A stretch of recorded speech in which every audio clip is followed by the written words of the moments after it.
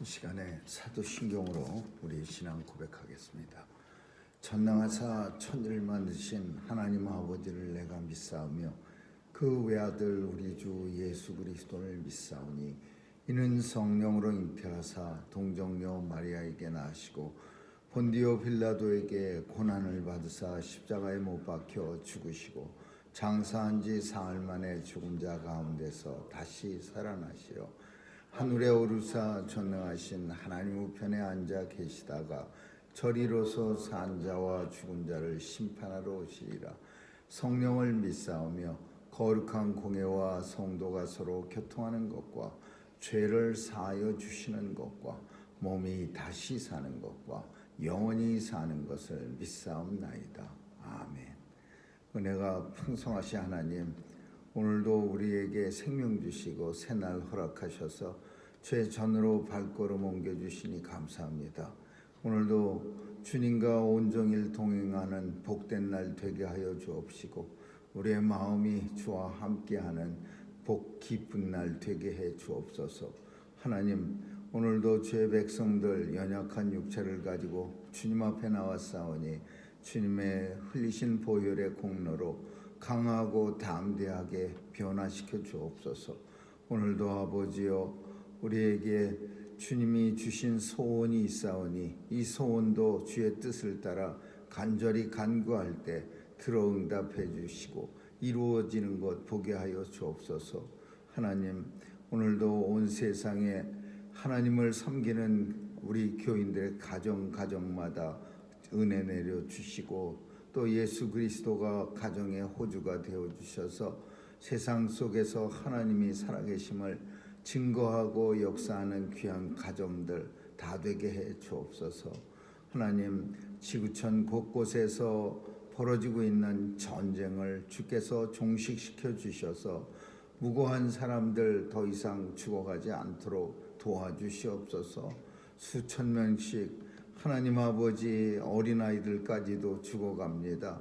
하나님 도와주셔서 참으로 이 땅에 전쟁이 종식되고 또 모든 사람들이 다 하나님 앞으로 나아오는 그런 역사 있게 하여 주옵소서.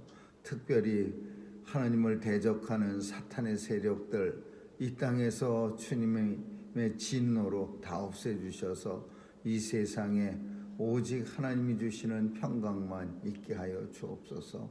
오늘 하루도 주님 손길에 의탁하오며 예수님의 이름으로 기도합니다. 아멘. 471장 보시겠습니다.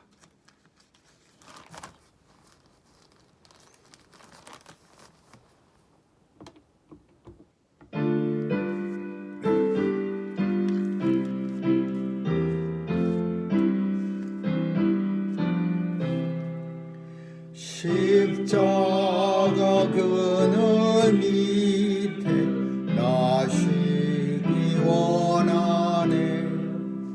저 햇빛이 죄이고 또 짐이 무거워 이 광야 같은 세상을 방황할 때에 주 십자가의 그늘에 내 쉴 곳 찾았네. 내 눈을 밝히 떠서 저 십자가 볼 때 나 위에 고생 당하신 주 예수 보인다. 그 형상 볼 때 내 맘에 큰 찔림 받아서 그 사랑 감당 못하여 눈물만 흘리네. 십자가 그늘에서 나 길이 살겠네. 나 사모하는 광채는 주 얼굴뿐이라. 이 세상 나를 버려 한계없도다.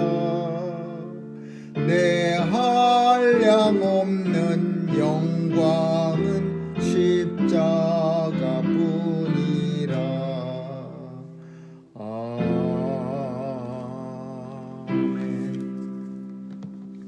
하나님 말씀은 베드로전서 보겠습니다. 베드로전서 1장 1절에서 9절까지 한 절씩 교대로 읽습니다. 베드로전서 1장 1절에서 9절입니다. 예수 그리스도의 사도 베드로는 본도, 갈라디아, 갑바도기아, 아시아와 비두니아에 흩어진 나그네 곧 하나님 아버지의 미리 아심을 따라 성령의 거룩하게 하심으로 순종함과 예수 그리스도의 기쁨을 얻기 위하여 택하심을 입은 자들에게 편지하노니 은혜와 평강이 너희에게 더욱 많을지어다. 찬송하리로다. 우리 주 예수 그리스도의 아버지 하나님이 그 많으신 국률대로 예수 그리스도의 죽은 자 가운데서 부활하심으로 말미암아 우리를 거듭나게 하사 산 소망이 있게 하시며 썩지 않고 더럽지 않고 죄하지 아니하는 기업을 잊게 하시나니 곧 너희를 위하여 하늘에 간직하신 것이라. 너희가 말세에 나타내기로 예비하신 구원을 얻기 위하여 믿음으로 말미암아 하나님의 능력으로 보호하심을 입었나니 그러므로 너희가 이제 여러 가지 시험을 통하여 잠깐 근심하게 되지 않을 수 없었으나 오히려 크게 기뻐하더라. 너의 믿음의 시련이 불로 연단하여도 없어질 금보다 더 귀하여 예수 그리스도에 나타나실 때에 칭찬과 영광과 존귀를 얻게 하려 함이라. 예수를 너희가 보지 못하였으나 사랑하는가. 이제도 보지 못하고 믿고 말할 수 없는 영광으로 진실로 기뻐하니. 같이 읽습니다. 믿음의 결국 곧 영혼의 구원을 받음이라. 아멘.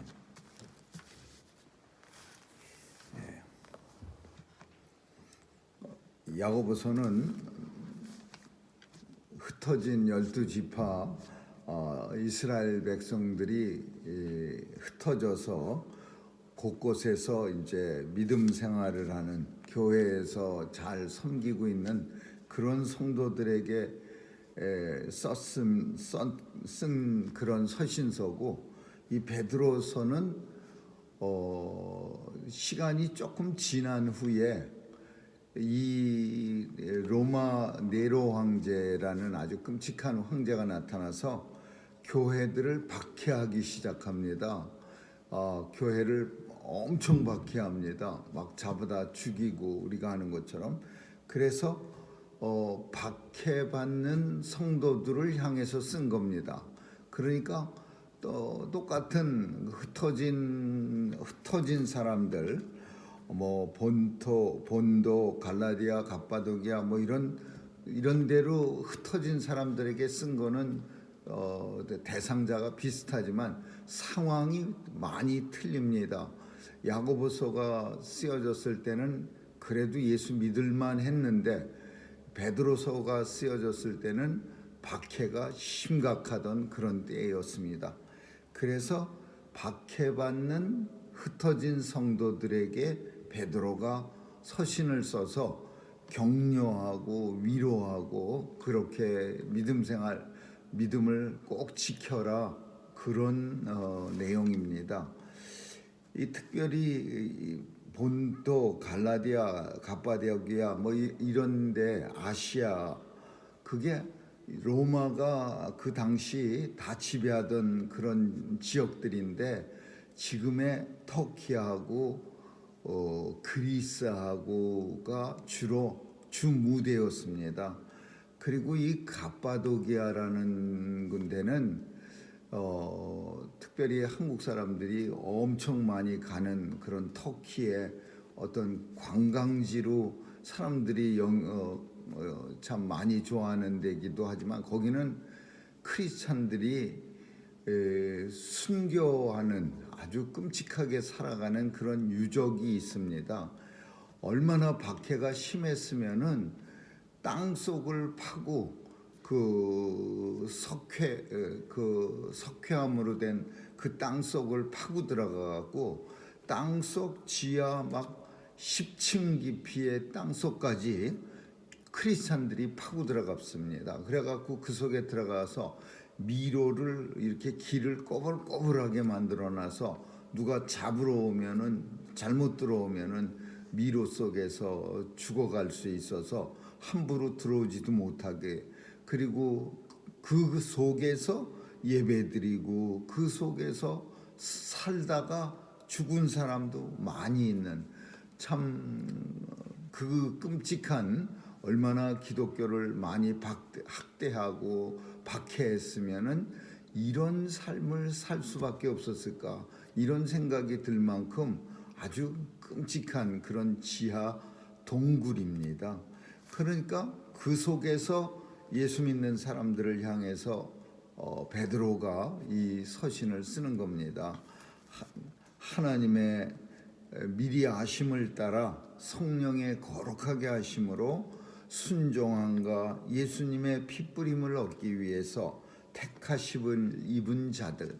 그러니까 그냥 다른 사도 바울의 서신은 그냥 하나님의 택하심을 입은 백성들에게 뭐 이렇게 하는데, 여기서는 좀 더 확신을 그 사람들에게 주기 위해서 당신들은 정말로 하나님의 자녀들입니다.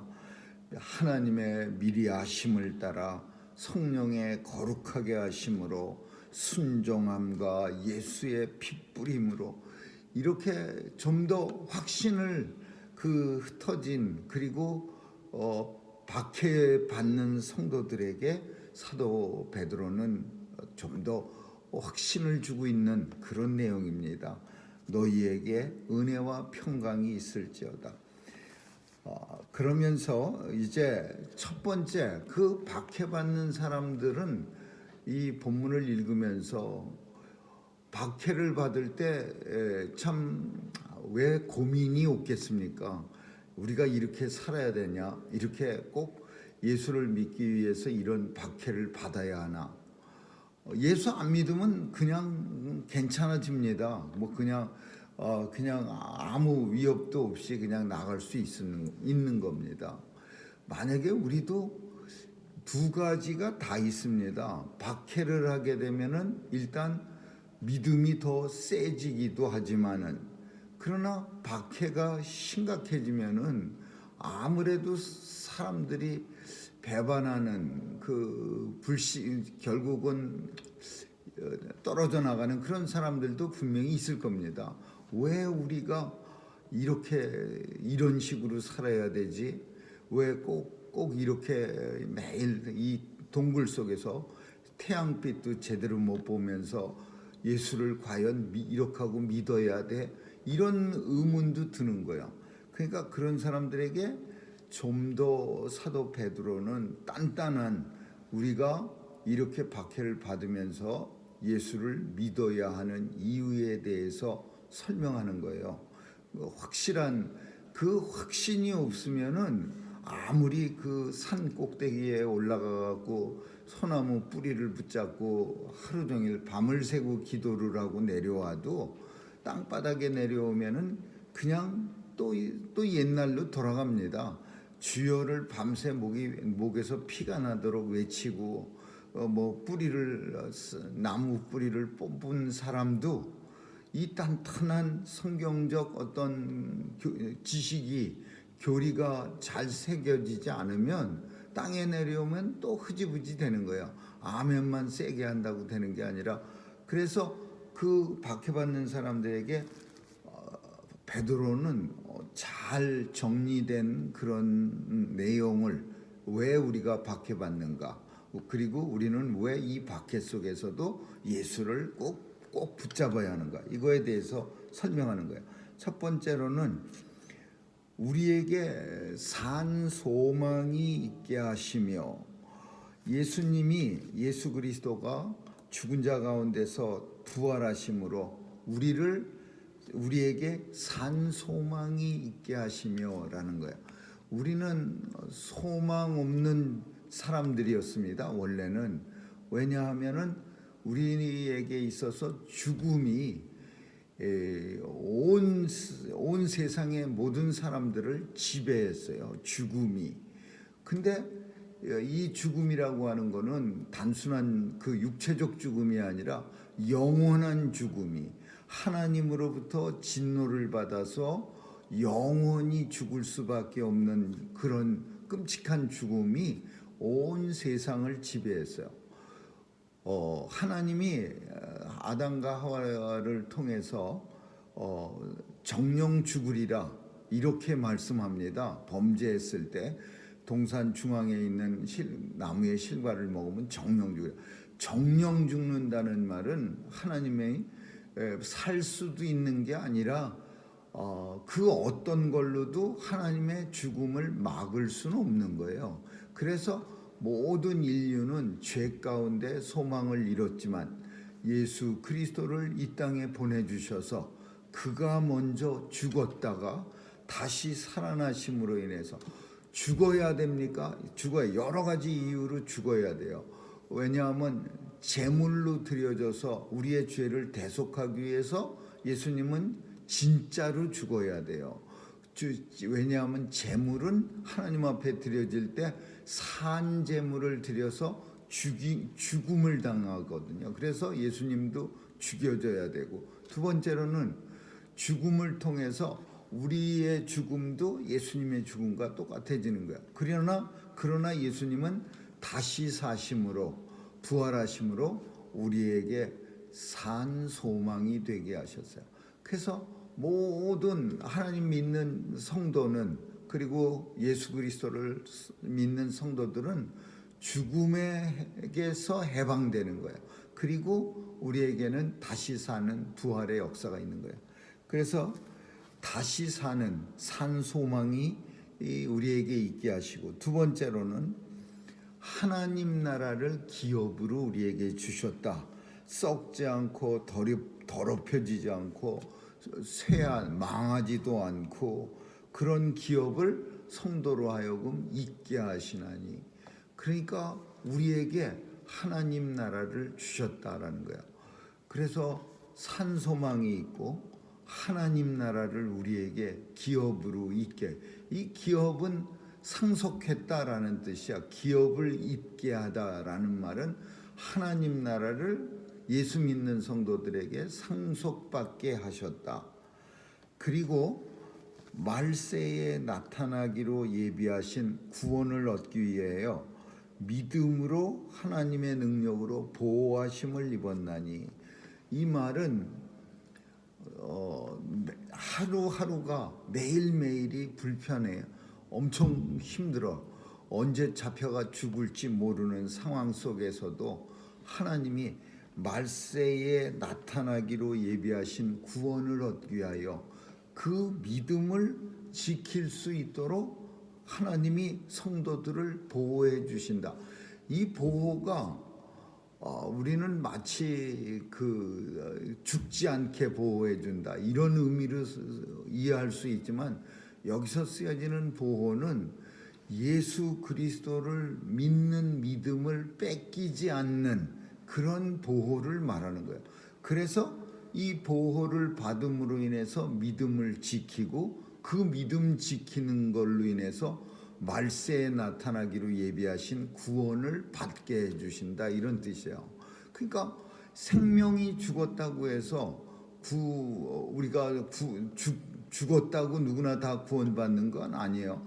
우리는 예수를 믿음으로 말미암아 믿음을 가지고 죽었을 때 구원을 받는 거지.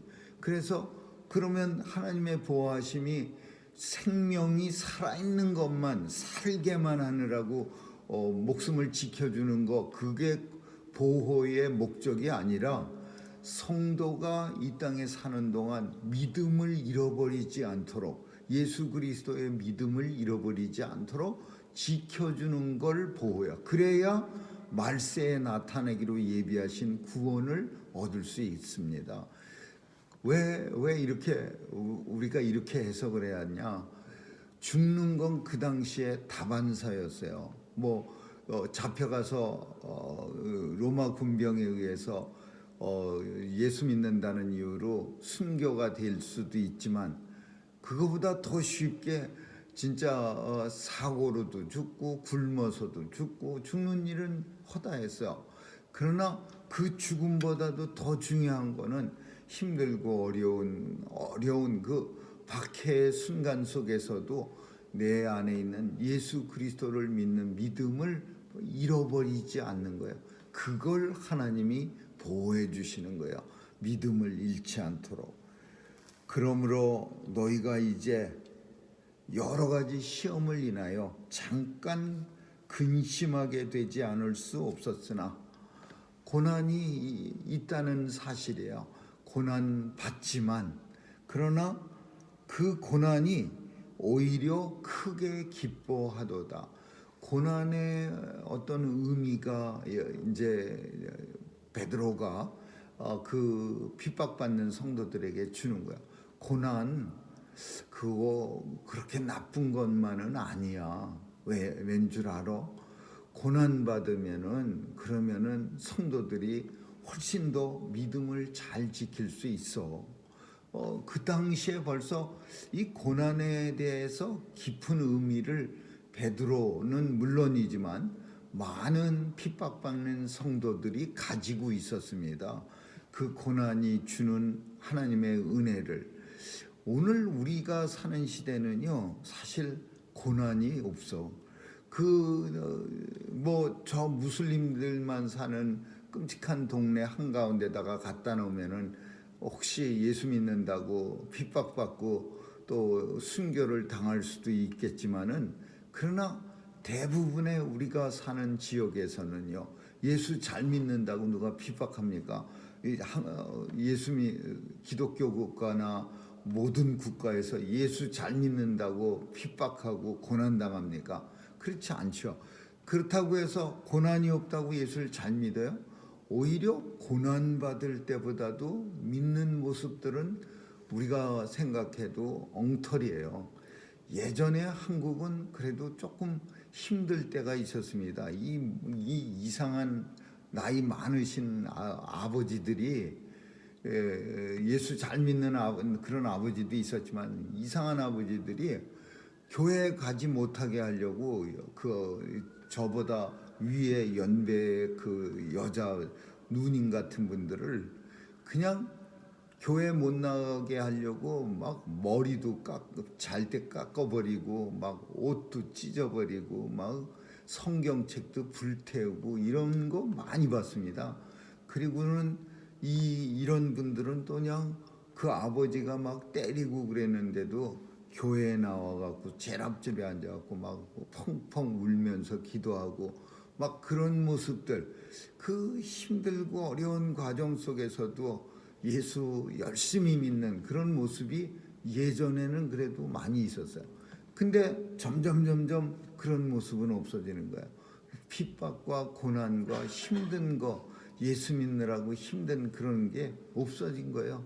그러니까 더 믿음도 이상하고 나태하고 또 믿음의 모습도 영 보기 안 좋은 모습으로 변질되고, 그래서 고난을 성도들이 오히려 크게 기뻐하도다.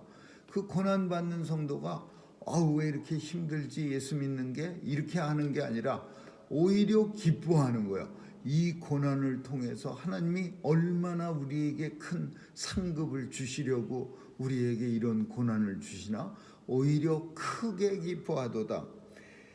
너의 믿음의 시련이, 그런 고난들이 불로 연단해도 없어질 금보다, 금은 불로 연단하면은 깨끗한 금덩어리만 남고 불순물을 걸러낼 수가 있어요. 그런 것처럼 금을 세공할 때 연마할 때 쓰는 것처럼 우리의 믿음을 아주 순수한 믿음만 남기게 하려고. 근데 그럴 것이, 예수 믿는 사람들 잡아다가 로마 군인 아니더라도 요즘이라도 막 경찰이 잡아다가 한 곤장을 갖다가 한 10대씩 치면요, 아마 10대 맞기도 전에 나 안 믿어 그럴 사람 많이 있을 거예요. 그런 식으로 해서 금 세련하듯이 우리의 믿음을 세련시키는 거야. 불순물을 없애버리고 정말 깨끗한 그런 성도들만 남을 수 있는, 그렇게 만드는 거예요. 없어질 금보다 더 귀하여 예수 그리스도 나타나실 때에 칭찬과 영광과 존귀를 얻게 하려 함이라. 그런 고난 없으면은요, 누가 영광, 존귀, 칭찬 받을 수 있는지 그 알 바가 없어요. 다 비슷비슷하니까. 그러나 고난이라고 하는 그런 장애물을 앞에다 딱 깔아놓으면은 일단 가다가 다 들통이 나는 거예요. 그럴듯하게 보였다가 갑자기 다 넘어지고 뭐 스탑하고 중단하고 또 어떤 때는 배교하고 그래서 떠나버리고, 그러면 결국은 예수님 나타나실 때 영광과 칭찬과 존귀를 받을 사람이 고난을 통해서만 드러나는 거예요. 무슨 다른 방법이 있겠어요? 야고보서에서 시험하라, 너희 자신을 살피고 시험하라 그러는데, 시험 보는 거 가지고는 될 것 같지도 않아요. 시험지 나눠지면 공부는 집에 가서 열심히 해갖고 시험 보면은 다 합격하지 떨어질 사람이 누가 있겠습니까? 시험 가지고는 안 되고 최고로 판단하는 다스릴 수 있는 구별할 수 있는 게 이 땅의 고난이라고. 그래서 주님 오실 전에 대환란이라고 하는 것, 우리가 잘 아는 심판, 주님이 다시 강림하시기 전에 7년 대환란, 그런 얘기를 많이 합니다. 근데 그 요한계시록에 있는 내용이요, 누가 꾸며낸 게 아니라 이 7년 대환란 기간 동안이 다른 말로 하자면 고난의 기간이에요. 그 기간 동안 알곡과 쭉쟁이를 갖다가 구별해내는 거죠.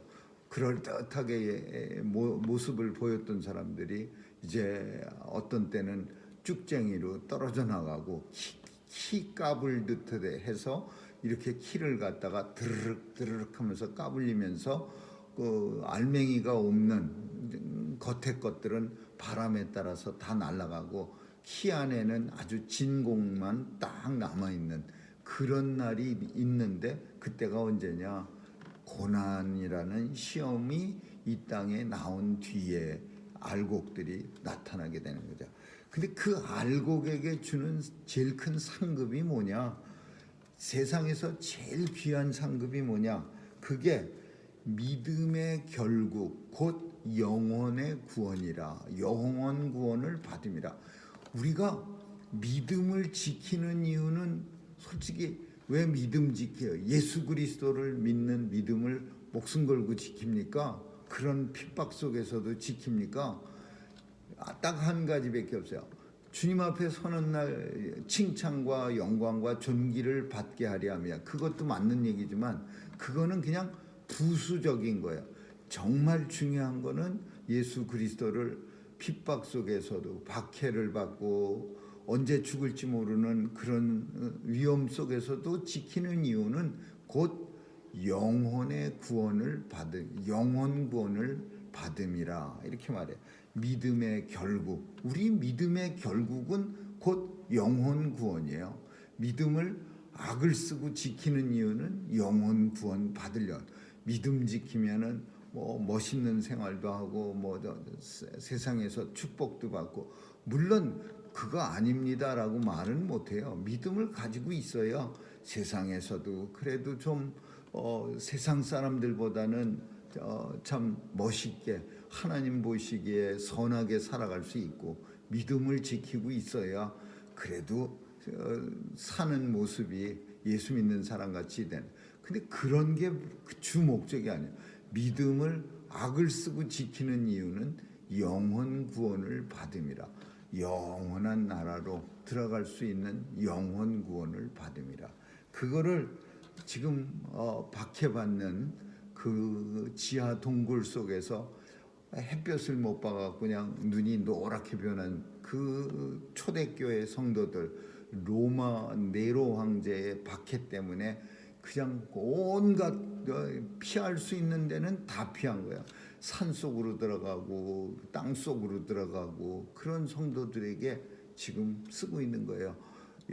곧 믿음의 결국, 이 믿음을 지켜야 합니다. 왜냐고요? 영혼 구원을 우리가 받습니다. 그래야 영원한 나라, 아버지 나라에 들어갈 수 있습니다. 오늘도 우리의 믿음을 굳건히 붙잡아서 영원 구원이라고 하는 하나님의 가장 큰 선물을 받을 수 있기를 주님의 이름으로 축원합니다. 기도하겠습니다. 좋으신 하나님 감사합니다. 온 세상에 하나님의 백성들이 참으로 믿음을 지키려고 열심히 삽니다. 그 믿음의 결국 곧 영원 구원을 받기 위해서 오늘도 힘있게 예수 그리스도를 증거하며 우리의 삶을 살아갈 수 있도록 도와주시옵소서. 감사드리며 예수님 이름으로 기도합니다. 아멘. 주기도문으로 마치겠습니다. 하늘에 계신 우리 아버지, 이름이 거룩히 여김을 받으시오며 나라에 임하옵시며 뜻이 하늘에서 이룬 것 같이 땅에서도 이루어지이다. 오늘날 우리에게 일용할 양식을 주옵시고 우리가 우리에게 죄 지은 자를 사하여 준 것 같이 우리의 죄를 사하여 주옵시고 우리를 시험에 들게 하지 마옵시며 다만 악에서 구하옵소서. 대개 나라와 권세와 영광이 아버지께 영원히 있사옵나이다. 아멘.